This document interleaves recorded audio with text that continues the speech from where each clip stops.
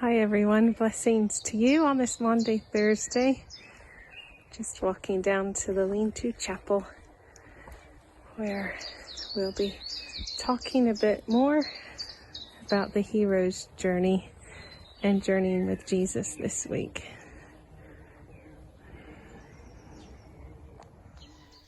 Welcome to the Lean-To Chapel on this Maundy Thursday.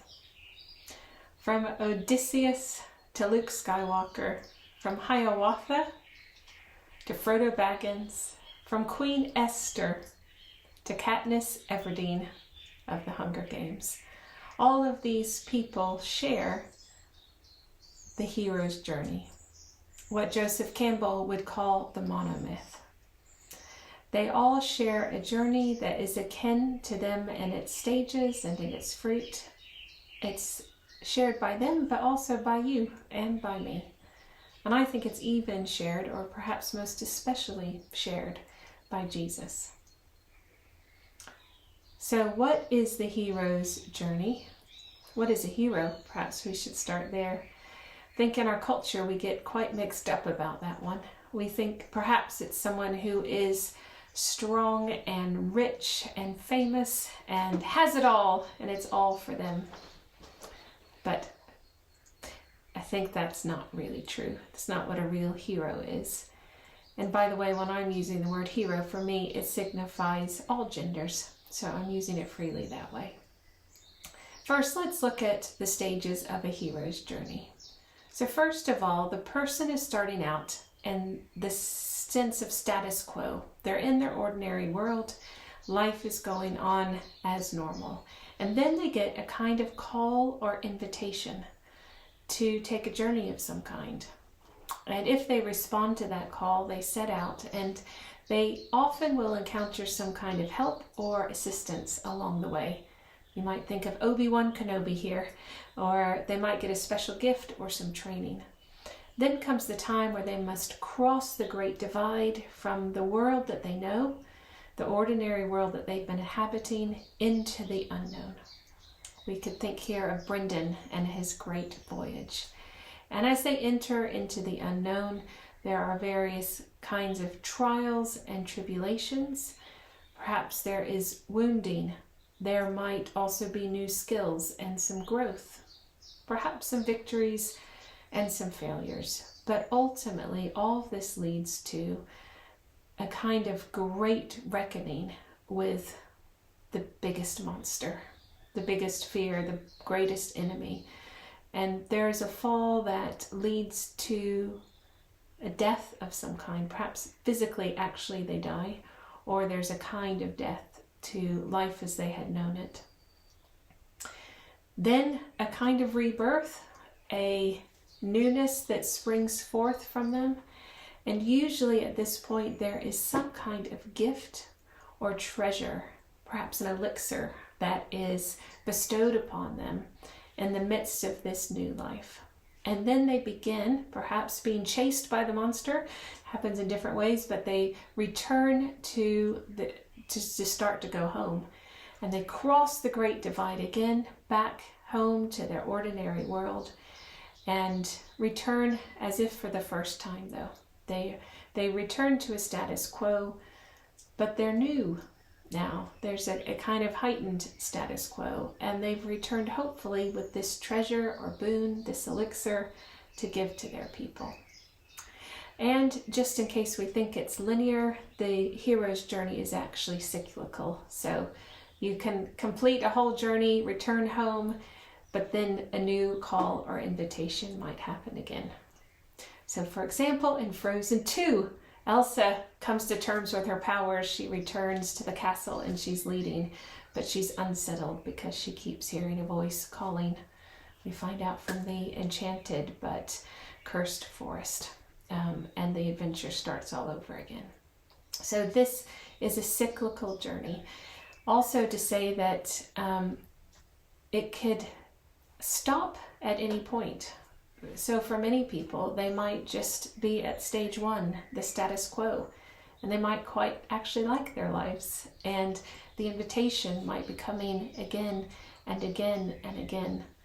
And so the story doesn't progress past that. And there's no perhaps judgment for wherever we find ourselves in this cycle. Opportunities keep coming.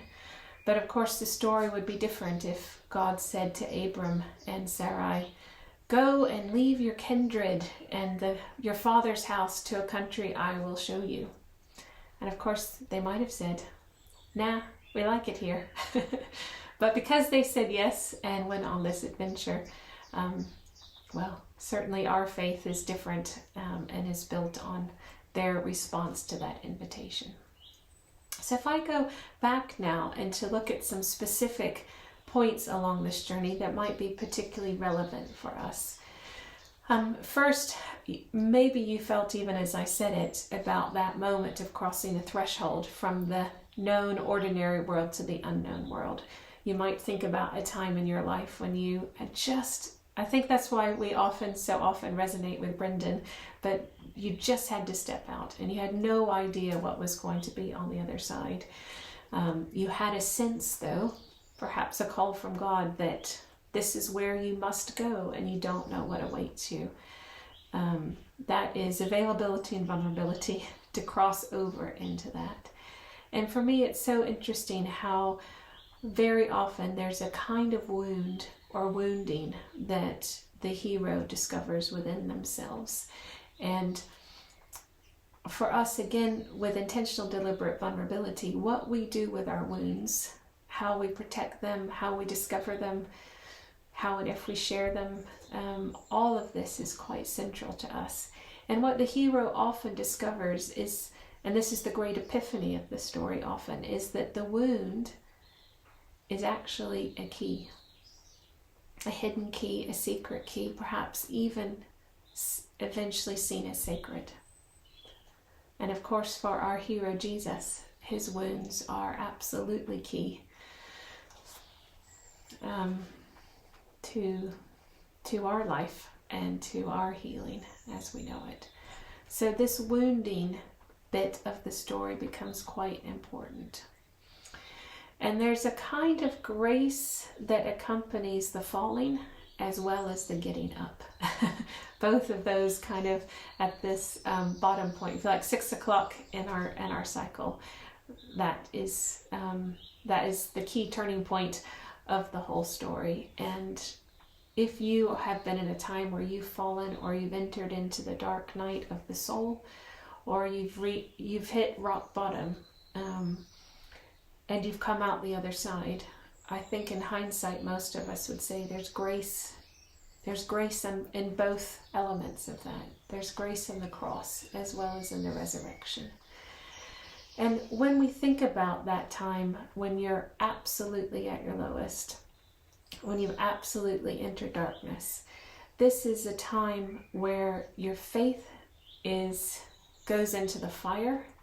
You find out the prayers that you can actually pray, that you want to pray, that you can voice in times like this. You find out what doesn't serve you anymore.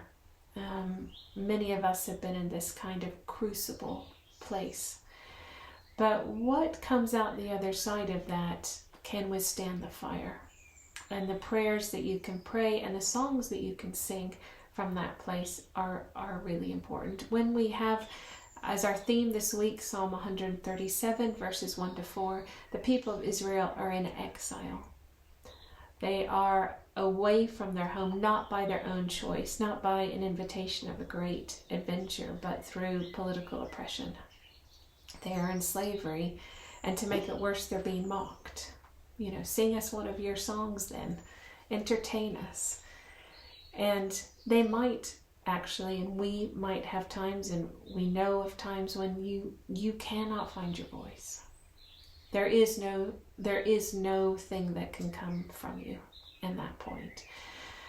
That's okay, and that is part of the process.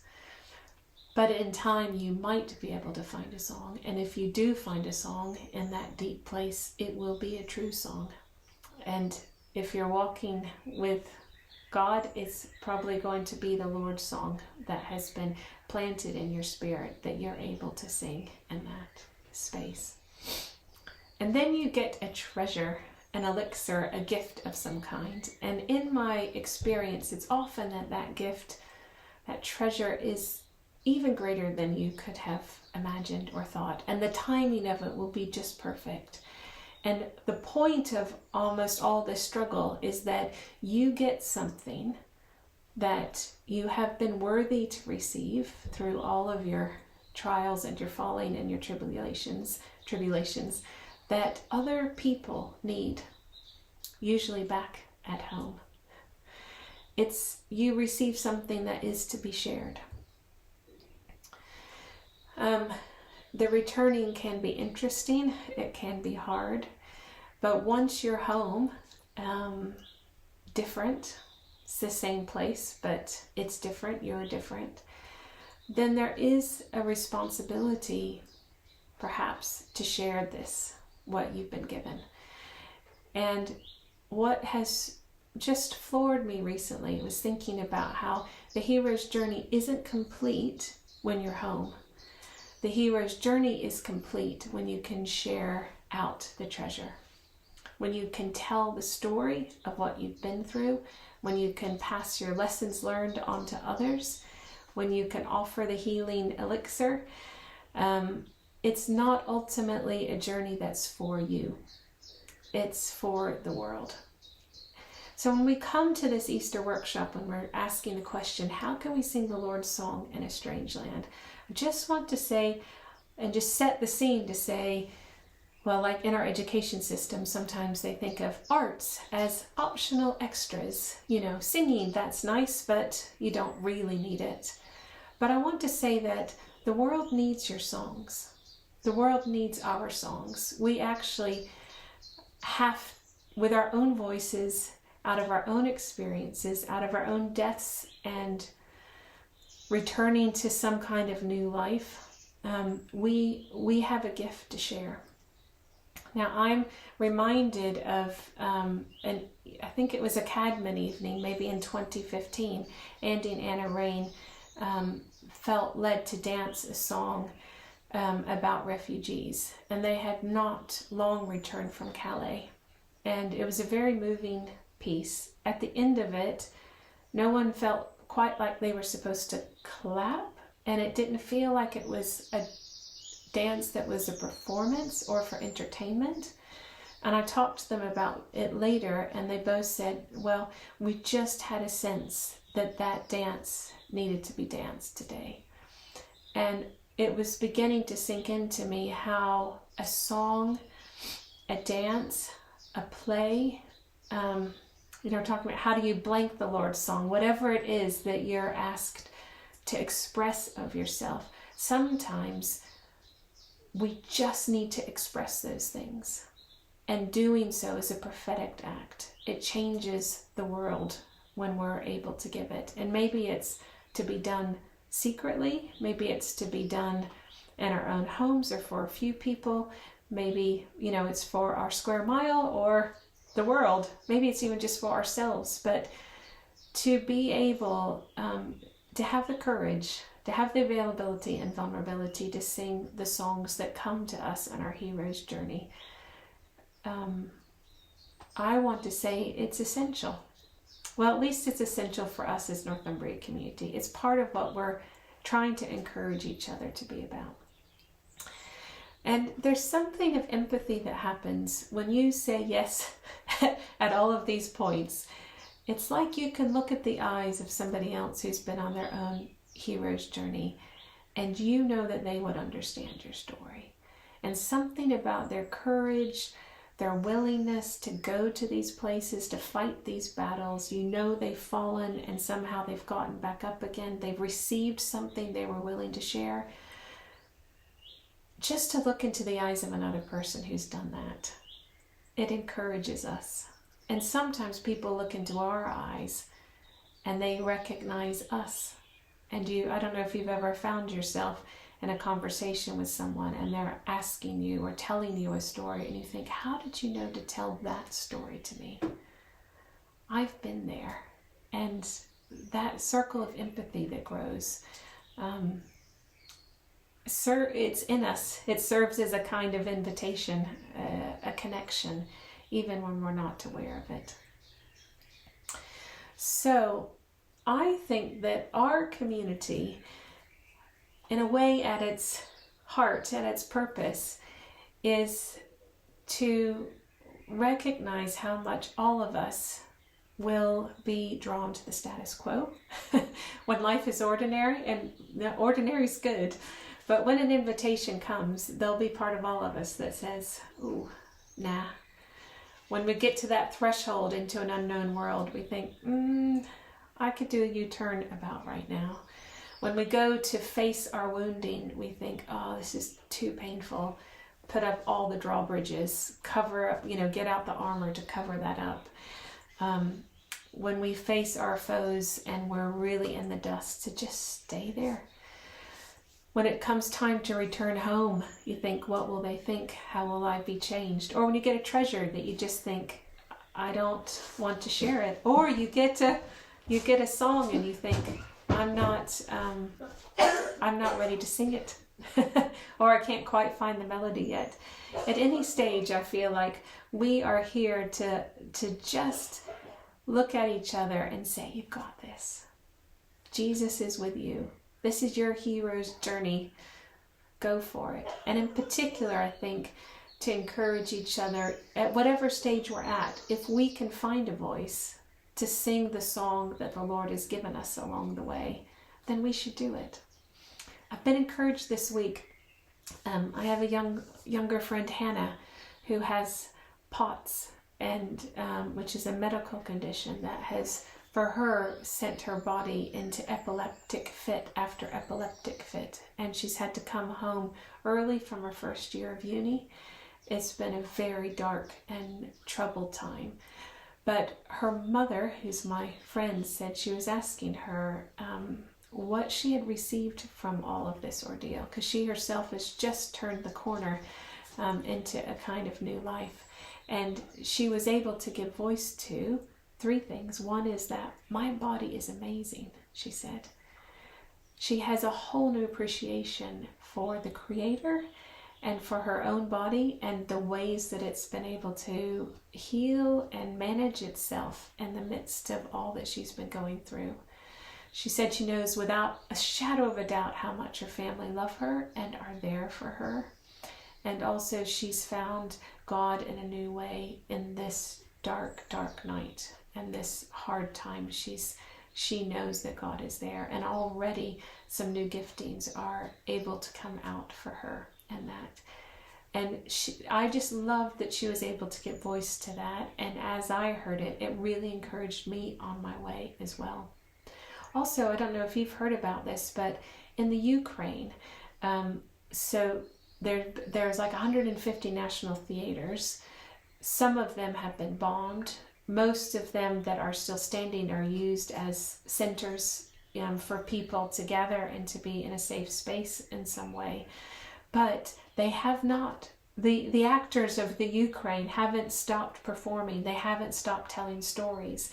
There's in basements, in bomb shelters, on the streets. There's kind of pop-up theater. There's people going on tour from the Ukraine to tell the stories. They're videoing documentaries.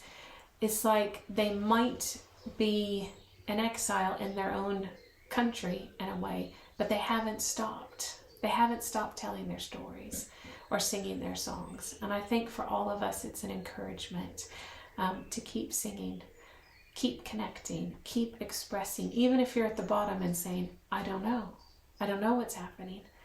There'll be somebody else saying, thank goodness you said that, because you know what? I don't know either. But let's not know together.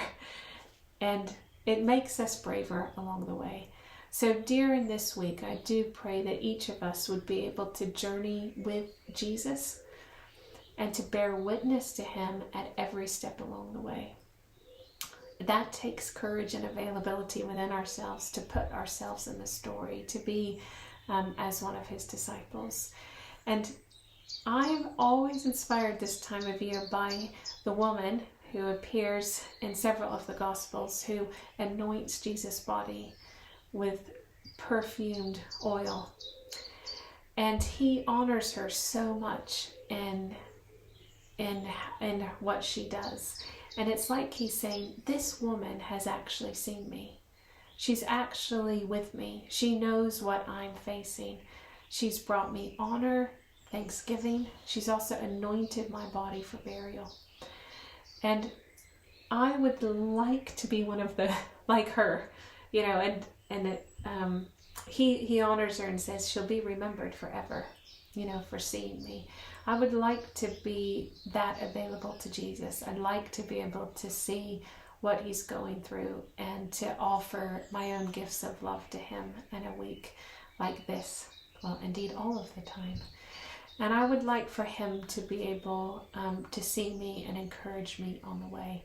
And I hope that for all of us, that we can be brave and courageous, available and vulnerable this week as we join Jesus on his journey and go deeper with our own.